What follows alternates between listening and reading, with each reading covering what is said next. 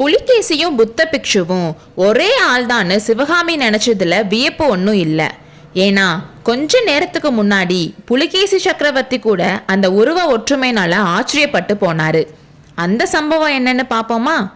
வாதாபி சக்கரவர்த்தி அவரோட கூடாரத்துல தனியா உட்கார்ந்துருந்தாரு.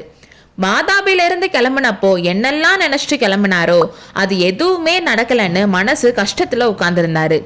எல்லாம் அந்த மகேந்திரனோட மாயாஜால தந்திரத்தினால எதுவும் நடக்கல. அந்த மகேந்திர பல்லவனோட தந்திரங்களை மடக்கி அவனை தோக்கடிக்கிற சாமர்த்தியம் இருக்கிற நாகநந்தி பிக்ஷுவை பத்தி எந்த தகவலும் இல்லை. இதெல்லாம் நினைச்சு ரொம்ப கவலையில இருந்தாரு. அவருக்கு இருந்த ஒரே ஆறுதல் தளபதி சசாங்கன் மூலமா மகேந்திர பல்லவனுக்கு ஒரு பாடம் புகட்ட ஏற்பாடு பண்ணிட்டு வந்ததுதான். அந்த பல்லவ நரி பொந்த விட்டு வெளியே வந்து பாக்குறப்போ வாதாபி புலிகேசியை ஏமாத்தினது எவ்வளோ பெரிய தப்புன்னு தெரிஞ்சுக்குவான்ல. புலிகேசி சொன்ன கட்டளையை நிறைவேற்றிட்டு சசாங்கன் வருவான்னு புலிகேசி ரொம்ப ஆவலா காத்துட்டு இருந்தாரு. ஏன் அவன் வரதுக்கு இவ்வளோ நாள் ஆகுதுன்னு கோபமா வேற வந்துச்சு. அந்த டைம்ல தெற்க இருந்து படை வருதுன்னு செய்தி வந்ததும் சசாங்கன் தான் வரான்னு நினைச்சிட்டு அவன் கொண்டு வர செய்திக்காக காத்துட்டு இருந்தாரு.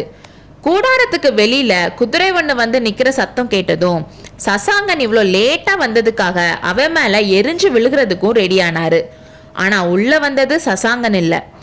கிரீடமும் ஆபரணங்களும் சக்கரவர்த்திக்குரிய உடையும் போட்டுட்டு நல்லா வளர்ந்த ஒரு கம்பீரமான உருவம் உள்ள வந்துச்சு. அதை பார்த்ததும் புலிகேசிக்கு ஏற்பட்ட ஆச்சரியத்துக்கு அளவே இல்லை. இது என்ன, எனக்கு சித்தப்பம்மை பிடிச்சிருக்கா இல்ல கனவு காண்றேனா? சிம்மாசனத்துல ஏதோ சாஞ்சு உட்கார்ந்துருக்க நானே கூடாரத்துக்கு வெளியில இருந்து எப்படி உள்ள வர முடியும்னு ஆச்சரியமா பார்த்துட்டு இருந்தாரு. புலிகேசியோட குழப்பத்தை புரிஞ்சுக்கிட்ட அந்த உருவம் சிரிச்சுக்கிட்டே, தம்பி ஏன் இப்படி பயப்படுற? நான் என்ன பேயா பிசாசா?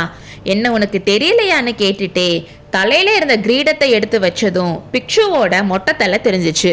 உடனே புலிகேசி குதூகலத்தோட துள்ளி எந்திரிச்சு, அண்ணா நீயான்னு கட்டுப்பிடிக்க போனவரு, ஆனா இது என்ன வேஷம், உன்னோட வாக்குறுதின்னு கேட்டாரு.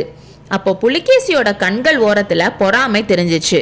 தம்பி அதுக்குள்ள என்ன அவசரம்? ஒரு சந்தர்ப்பத்துல இந்த வேஷம் உன் உயிரை காப்பாத்துறதுக்காக பயன்பட்ட மாதிரி இப்போ என்னோட உயிரை காப்பாத்திக்க இது பயன்பட்டிருக்கு. என்னோட வாக்குறுதிக்கு எந்த ஒரு பங்கமும் வரல. உன்னோட ராஜ்யத்துல தான் நான் இந்த வேஷம் போட மாட்டேன்னு வாக்குறுதி கொடுத்தேன். இன்னும் உன்னோட சாம்ராஜ்யத்துக்குள்ள நாம வரலையேன்னு நாகநந்தி சொன்னதும் புலிகேசி கோபத்தோட, ஆமா ஆனா இந்த இடம் நம்ம ராஜ்யத்துக்குள்ள வராம இருக்கிறது எதனால? பல்லவ நாட்டுல வராக கொடி பறக்காம இருக்கிறது எதனால? அந்த அற்பமான மகேந்திர பல்லவன் கிட்ட வாதாபி சைன்யம் வெற்றி பெற முடியாம திரும்பி போனது ஏன்? எல்லாம் உன்னால வந்ததுதான்னு சொன்னாரு. தம்பி தோல்வின்ற வார்த்தையே சொல்லாத. யார் தோல்வி அடைஞ்சது? வாதாபி சைன்யம் தோல்வி அடையல, நீயும் தோல்வி அடையல. அந்த தோல்வி என்னாலையும் ஆகல. எல்லாத்தையும் சாவகாசமா பேசுவோம். முதல்ல 2 காவி உடை கொண்டு வர சொல்லு. நான் இந்த வேஷத்துல இருந்தா தேவையில்லாம குழப்பம்தான் வரும். ஏற்கனவே நான் வந்தப்போ வெளியில இருந்த வீரர்கள் என்னை உத்து உத்து பார்த்தாங்கன்னு நாகநந்தி சொன்னாரு. ஆமா, அப்புறம் பார்க்க மாட்டாங்களா? கூடாரத்துல இருந்த சக்கரவர்த்தி வெளியே எப்போ எப்படி போனார்னு அவங்களுக்கு ஆச்சரியமா இருக்காதா? நானே கொஞ்சம் குழம்பிட்டேன்னு சொல்லிட்டு காவலுக்கு இருந்த வீரர்கள் கிட்ட 2 காவி துணி கொண்டு வர சொல்லி கட்டளையிட்டாரு. ட்ரெஸ் வந்ததுமே நாகநந்தி காவி துணி மாத்திக்கிட்டாரு. 2 பேரும் ஒரே சிம்மாசனத்துல உட்கார்ந்தாங்க.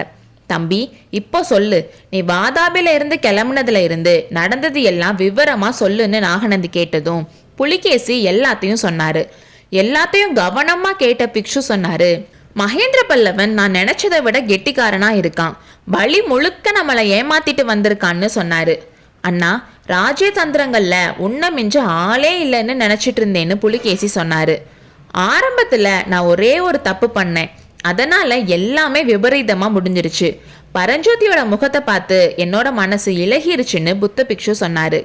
அந்த திருட்டு பையில நம்பிய ஓலை கொடுத்து அனுப்புனேன்னு புலிகேசி கேட்டாரு. அதுக்கு காரணமானவன் நீதான் தம்பி. பாண்டிய நாட்டுக்கு போய் அங்க என்னென்ன ஏற்பாடு செய்யணுமோ அதெல்லாம் பண்ணிட்டு காஞ்சிக்கு திரும்பி வந்துட்டு இருந்த வழியில ஏரிக்கரையில ஒரு பையன் படுத்து தூங்கிட்டு இருந்தான். உன்னை ஃபர்ஸ்ட் டைம் அதே மாதிரி பார்த்த ஞாபகம் வந்துச்சு. அதனால அவன் மேல இரக்கமும் பாசமும் வந்துச்சு. அவனோட முகக்கலையில இருந்து அவன் பெரிய பதவிக்கு வரப்போறான்னு தெரிஞ்சுக்கிட்டேன். அதனால அவனை நம்ம கூட சேர்த்துக்கலான்னு தோணுச்சு. அவன்கிட்ட உனக்கு ஓலை கொடுத்து அனுப்புனேன். அந்த ஓலை மட்டும் உனக்கு கிடைச்சிருந்து நீ காஞ்சிக்கு வந்திருந்தா 3 நாள்ல காஞ்சியை கைப்பற்றிருக்கலாம்.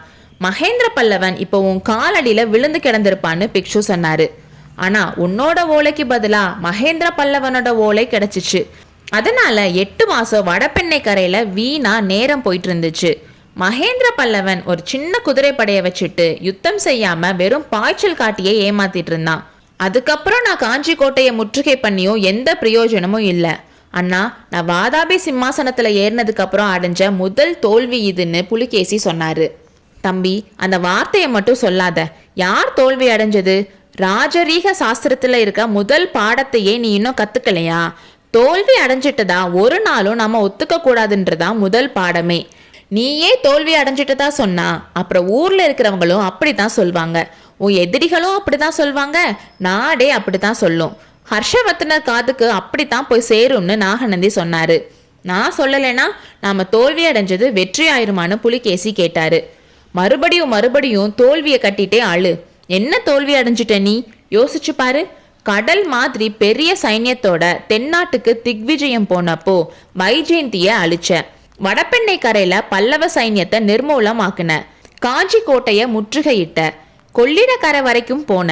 பல்லவன் சிறையில இருந்த துர்விநீதனை விடுதலை செஞ்ச. காவேரி கரையில தமிழகத்தோட மூவேந்தர்கள் சேர சோழ பாண்டியர்கள் உனக்கு அடிபணிஞ்சு காணிக்கை கொடுத்தாங்க. ஆனா அண்ணா, சோழன் வரலையே. சோழன் வரலன்னா என்ன, களப்பாளன் வந்தான்ல. இதெல்லாம் யார் விசாரிக்க போறா? தம்பி, நீ திரும்பி காஞ்சி கோட்டைக்கு வந்தப்போ மகேந்திர பல்லவன் உன்கிட்ட சரணாகதி அடைஞ்சான். நீயும் அவனுக்கு பிழைச்சு போன்னு உயிர் பிச்சை கொடுத்த. அவன் கொடுத்த காணிக்கைகளை வாங்கிட்டு கிளம்புன. அண்ணா, நான் காணிக்கை எதுவும் கொண்டு வரலையே. நீ கொண்டு வரலன்னா என்ன, நான் கொண்டு வந்திருக்கேன். அது என்னன்னு இன்னைக்கு ராத்திரி காட்டுறேன்.